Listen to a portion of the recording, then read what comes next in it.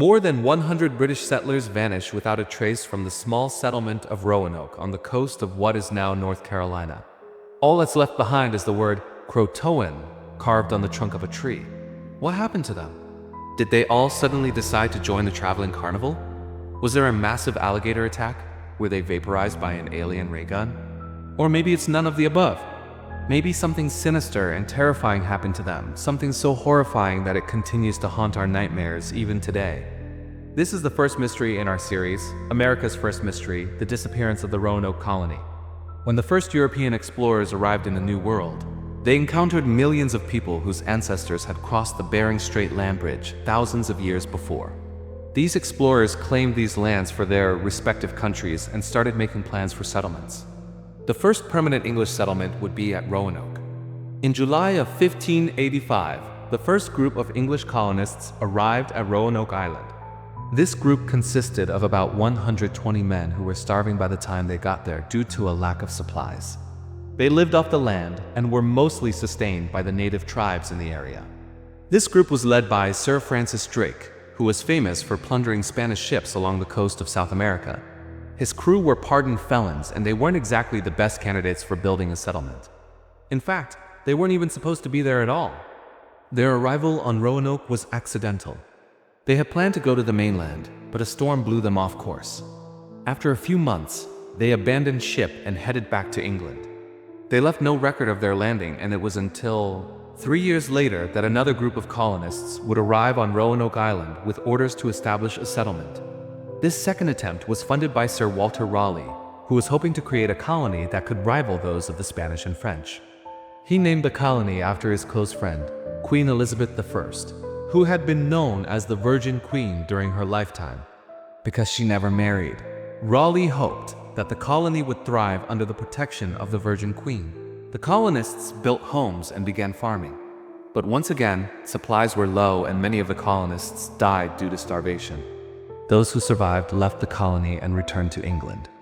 Raleigh decided to try one last time to establish a colony on Roanoke Island.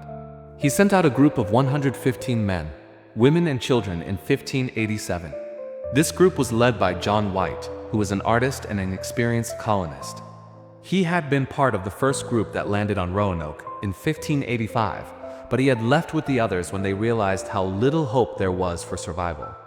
This third attempt at colonization was different from the other two. Unlike the other groups, this one was made up of families. There were 18 men, 39 women, and 19 children who landed on Roanoke. At least at the beginning. John White immediately got to work establishing a farm and a fort. The fort was constructed from thick wooden palisades, which were tall wooden walls used to protect the colony from attacks by Native Americans. He established an alliance with the local tribes and began trading with them. Things were looking up for the colony. White returned to England for more supplies, leaving his daughter and granddaughter in charge of the colony while he was gone. When he came back to Roanoke, he found that his daughter and granddaughter had both died. But he pressed on, hoping that he would be able to get the colony established and thriving before winter arrived. But supplies continued to be low, and the colonists were getting desperate. Around this time, the friendly natives grew hostile. And in August of 1587, the entire colony except for one man vanished without a trace. The only clue as to what may have happened to them was the word Croatoan carved on the trunk of a tree. Who or what is Croatoan? Was it some sort of code word to alert the settlers of danger? Was it the name of a person, a tribe, or a place? Was it a warning? There are over 20 theories as to what happened to the colonists. Some believe that they were taken in by the local natives, either willingly or unwillingly. Others believe that the colonists, in a panic, abandoned their settlement and fled into the wilderness where they eventually starved to death. Still others believe that the colonists were victims of disease or wild animals. No one really knows what happened to them. One theory suggests that the colonists became allies with the Croatoan tribe, who were known to live in the area. According to this theory, the word Croatoan was meant to direct any search parties to the tribe's location. If they had joined the Croatoan willingly, they likely would have been absorbed into the tribe and taken on new names, making it very unlikely that we would ever know what happened to them. Another popular theory is that the colonists were victims of King Philip's War. King Philip was the leader of the Wampanoag tribe in New England.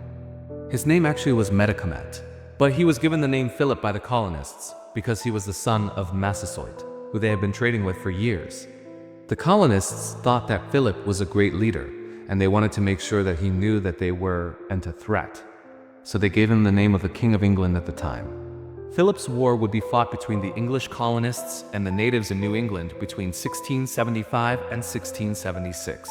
It would be one of the bloodiest conflicts in colonial history, with an estimated 4,000 to 6,000 native people and 1,000 colonists being killed. But this theory doesn't really hold up, since King Philip's War wouldn't start until 1675, almost 100 years after the Roanoke colonists disappeared. A more likely scenario is that the colonists were victims of starvation. The winters on the coast of North Carolina can be harsh, and food can be scarce. One author who studied the case believes that the settlers may have tried to move inland in search of food and became lost in the woods. Another possibility is that they may have been attacked by bears or mountain lions. Even today, these attacks are rare, but they do happen. One woman was killed by a black bear in 2011 in New York State, and a man and his 2 dogs were killed by a cougar in Washington State in 2003. So it's not impossible that such an attack could have happened to the colonists. There are also more fantastical theories about what may have happened to the colonists. Some believe that they were all abducted by aliens, and others believe that they were vaporized by a giant space laser. Yes, you heard that right. There are people who believe that the colonists were killed by a giant space laser. How do they figure? Well, there is a story from 1589 that tells of a strange light in the sky that lasted for several nights. Some people who knew about the Roanoke colony believed that this light was the result of a giant space laser that had come down from the sky and killed everyone in the colony. Okay, seriously, who comes up with this stuff? So far, none of these theories have been proven. But there is new DNA evidence that may help solve the mystery. In 2012, archaeologists found a site that may have been used by the colonists as a burial ground. They exhumed several bodies and took their remains back to a lab for testing. The DNA analysis showed that one of the bodies belonged to a young girl named Virginia Dare. She was the first English child born in North America, but no one knows what happened to her after the colony was abandoned. Her DNA has helped researchers narrow down the possible locations of the lost colony. They believe that the remains found in the burial ground may belong to her and up to 75 other colonists. Researchers are still trying to piece together what happened to the colonists. Hopefully, they will be able to find more evidence that will help them solve the mystery of the Roanoke colony. What do you think happened to them? Do you think they were victims of foul play or simply lost to the sands of time? Let me know your thoughts in the comments below. And if you like this video, check out some of my other videos about mysterious historical events. Thanks for watching. Bye.